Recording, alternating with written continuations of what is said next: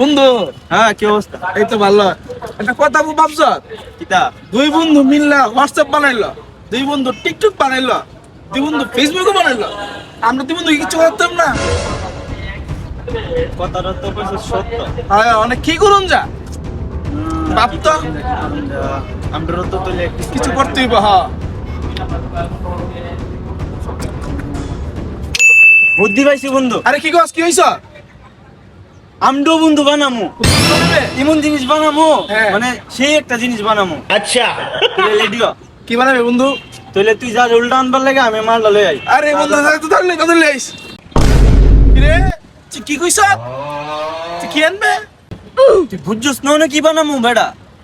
ধরতে তো আমি আশঙ্কা করছিলাম না। তোর মতন বন্ধু থাকলে এই বানাইতে হইব।